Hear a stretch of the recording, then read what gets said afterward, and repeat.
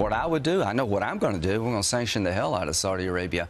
You know, we deal with bad people all the time, but this is in our face. I feel personally offended. They have nothing but contempt for us. Why would you put a guy like me and the president in this box after all the president has done?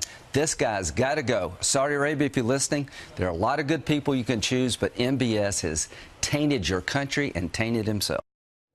All right, to Senate Foreign Relations Committee member Rand Paul on that. Senator, what your colleague was saying was the Crown Prince, Mohammed bin Salman, has to go.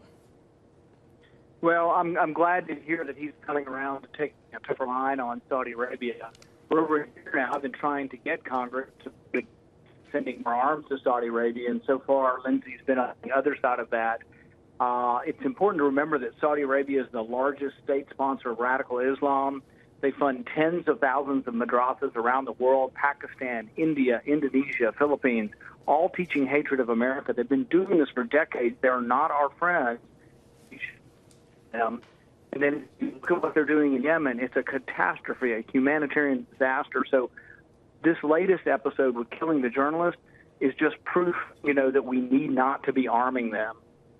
Well, you wonder then if we take apart the deal that we scored with the Saudis last year, $110 billion worth, the president was arguing they'll just go to the Chinese, they'll just go to the Russians, whether it's this Crown Prince involved in running things or not. What do you think?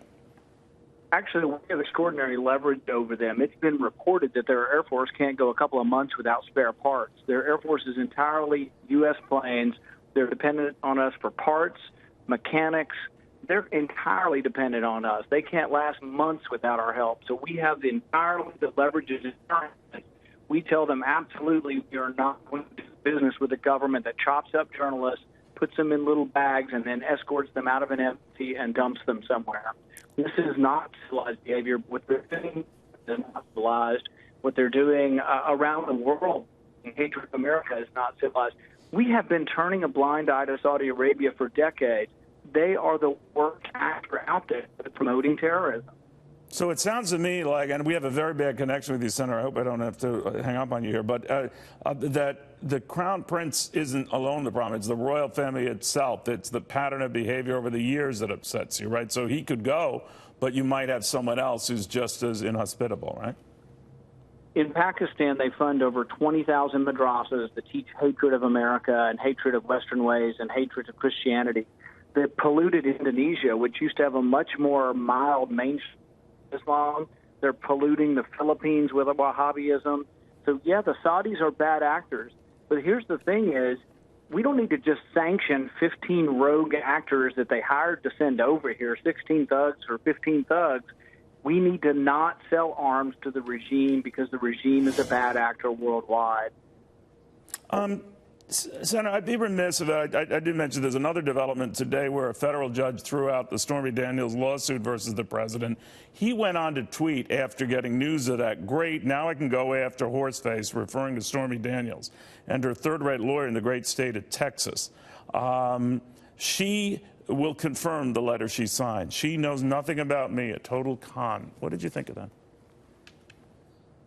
I'm agnostic. I spend all my time trying to get us out of the war in Afghanistan, get us out of the war in Yemen, prevent us from bankrupting the country. I don't have time to get involved in things like that. Do you find it tacky at this time that he is? I just have no opinion whatsoever. I stay completely out of that stuff because really we have too many important things to talk about. We've been at war for 17 years in Afghanistan, and I do bug the president. When I talk to the president, what I talk to him about is, let's get the hell out of Afghanistan. We have no military mission over there. There's no military solution. And so I guess I just want to spend all my time on that. I'm just not interested in all that. No, it's all right. I just wonder, you are trying to stick to that. The president did not. That worries some in your party that he's wandering off script here.